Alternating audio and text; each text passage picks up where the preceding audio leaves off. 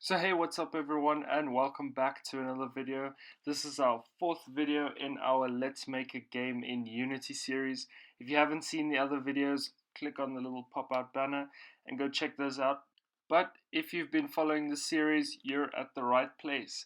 So this week we're going to be focusing on random spawning some asteroids and colliders. Let's get into it. Go ahead and subscribe for more great videos like this one. Okay, so firstly, because we're going to create a random spawn, we want to make sure that our asteroids know where the center is. But we don't need to know where the sun is, because the sun is always at the center. So let's open up our script, our asteroid controller, and there we go. We can actually remove our sun completely. But how will we find the center? Well, we just use vector3.0. Because we know that the sun is always in the same position, which is the center.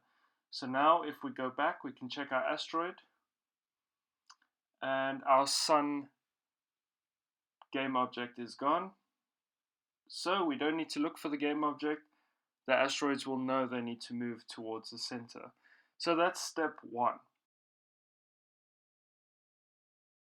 Okay, so we want to spawn our asteroids randomly. So we can go ahead and delete all of our asteroids because we want them to spawn from a container. Now go ahead and create an empty game object, and we're going to call this asteroid spawn container. So this is where we're going to attach our script. So let's just reset that and then right click on this and then say create empty again, and we're going to call this asteroid spawn point 0. You'll understand the 0 later, but just know that computers basically start counting from 0, not from 1. So 0 is 1, but don't worry about that. So we're going to move our spawn point all the way to the right, just outside of the box, so we can't actually see it spawn. And then we want to create a script. So we're going to call this asteroid spawn controller. Controller. And then let's open that up. Okay, so let's go ahead and delete everything. It's just always, I prefer starting it this way. And programmers are lazy. So let's go see what we've done already. So we need an asteroid reference to it. So let's just copy this code, public game object asteroid. It's going to work the same way. So we're just going to rename it to asteroid, not marker anymore. Now we know we need to have that in our spawn point. So now we need a reference to our spawn 0. So we're going to create public game object, and we're going to call this spawn point. And we want many spawn points, so we're going to make it an array. So you don't have to define how many are in this array, because we do that in Unity itself, not with coding. So let's have a start function, and let's get our component so that we get our game object. There we are. So let's go to our other class and see what else we need. Alright, so we need a method to actually spawn the asteroid.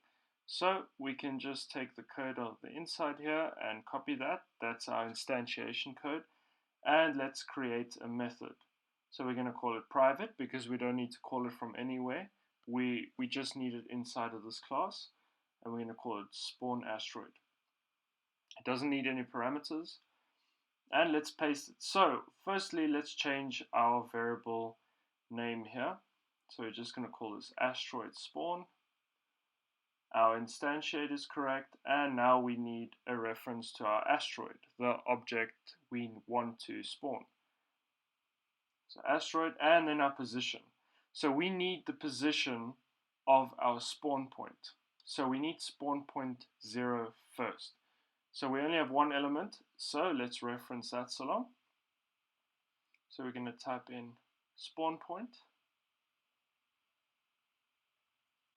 square brackets with a 0 on the inside because we're referencing point 0, which is the first point, dot transform dot position. So then we get the position of our first spawn point this way. Now all we need to do is we need to call our method so that asteroid actually gets spawned. Okay, let's hit save and go back into Unity. So now we need to put our script onto our asteroid spawn container. So let's just drag and drop onto. There we go. And now we need reference to our asteroid and our spawn points. So let's first get our asteroid game object, drag it onto it. There we go. That's all we need to do. Now our spawn point. We have only one at this moment. So let's put a 1 in there. And element 0. See, that's why we made it 0. Because then it's just easier to reference it. Alright. Now we can hit play. And there we go. We have a... Let me just make that bigger for you. And there we are. There is our asteroid. And it's heading to the center of the sun at the moment. But we only have one asteroid, so let's go and make some more spawn points.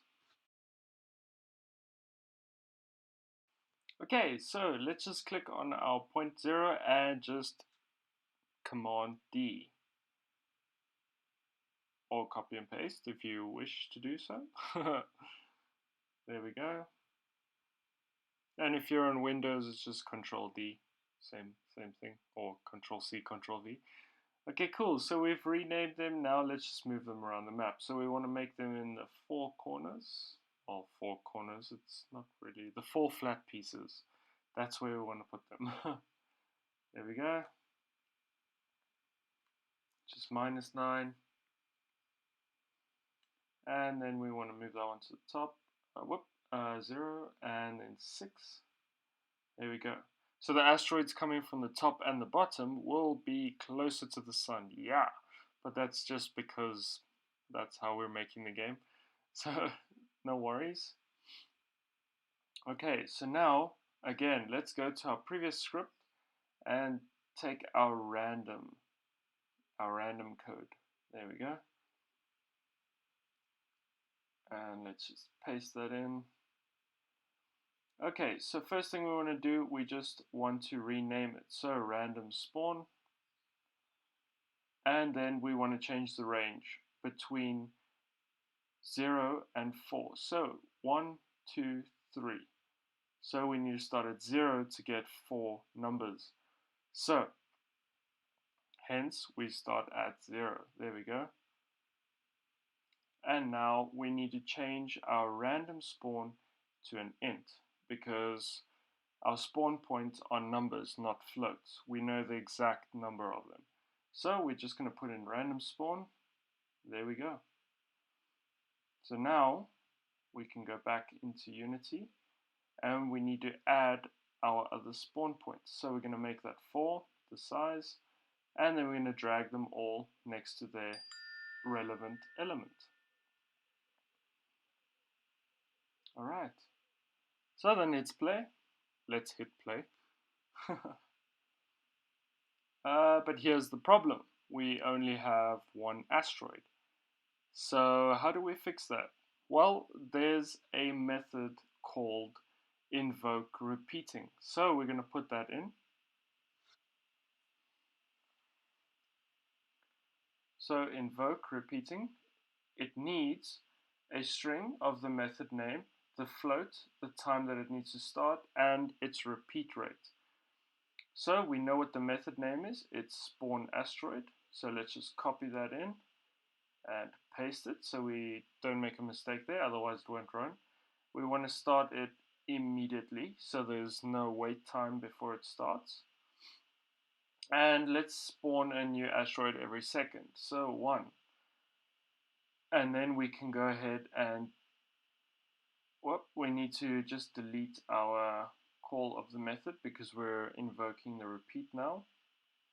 And now we can hit play again.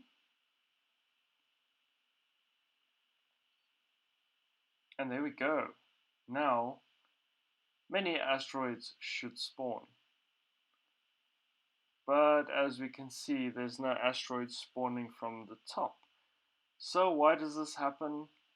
it's actually a very simple solution, and it's just a mistake I made in the previous tutorial, so I just want to clear that up now. So go back into our script, and we want to change the range from 0 to 4. 4 is the number it will cap at. So in order to get to the fourth one, we need to actually give it 4 numbers. So it needs to stop at 3. So how do we do that? We put in a 4 at the end of the range, because that's the number it won't choose. It will choose one less than that. It starts at 0 and will end at 3. So it won't choose 4. That will be where it stops. And now we can see our asteroids spawn from all 4 of our spawn points. So remember, in our previous tutorial we had our planets changing speeds randomly. Well, we just need to go change that number to a 4 as well, because we're choosing between 1 and 4. So 1, 2, and 3, which are the 3 different numbers we want. So just go ahead and change that random speed to 1 to 4. And there we go. Now it should work properly. Okay, so now we're going to start with our colliders. But first we need to change some tags. So tags are how you identify game objects. So we need to change our sun to give it a tag of sun, so that we know which tag we're touching. So there we go. And now we need to add a component. So we need to add a collider. 2D circle collider, there we go. So let's just zoom in a little bit to see this collider.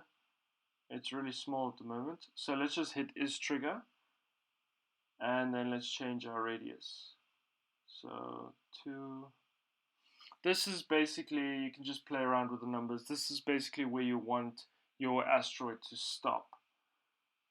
So actually 2 really works.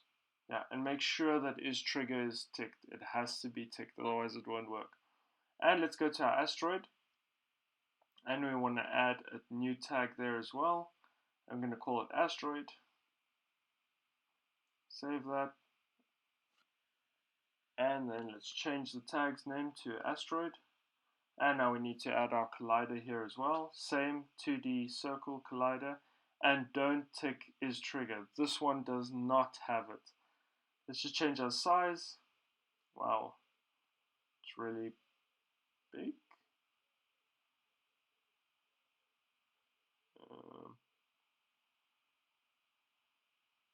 Oh, it's just really massive. Sorry. Okay, let's change that to like 0.1. Yeah, that should be perfect. Awesome.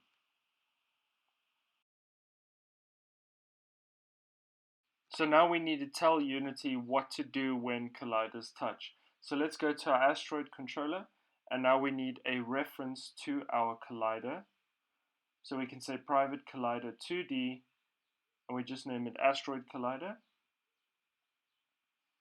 And here's where we get our reference to that. Because it's on this game object, we just have an equals, and then we say this dot game object, so that it will work for every single one independently. Collider 2D, sorry. There we go. And now we need a method which is specific to Unity, and they kind of give you what you need. So you just say on trigger 2D enter. Remember, we triggered our sun, so that's what we need to check for. So we're going to say if collision, which is the game object that we're looking for, and dot compare tag, and then we're going to put in sun, because that's what our sun has a tag of. And then what do we want to do? We want to destroy our asteroid when it touches this tag. So this dot game object, and then we can close it off and hit save. So everything should be working now. We check for our sun as a collision, and let's hit play. And now, the moment of truth. if it's going to work or if it's not going to work. So let's just zoom in a bit. Okay, the asteroids from the top are going to hit actually earlier, so let's just move there. And now we can see as our asteroid touches the edge of the collider, it will be destroyed. And that's it for this week's tutorial. Thank you so much for joining me once again. And thank you to all our new subscribers, like every single week. Thank you very much. Really appreciate it. And I really hope that you guys are enjoying this game series, or let's make a game series. And I'll see you in the next one. Have a good week. Cheers.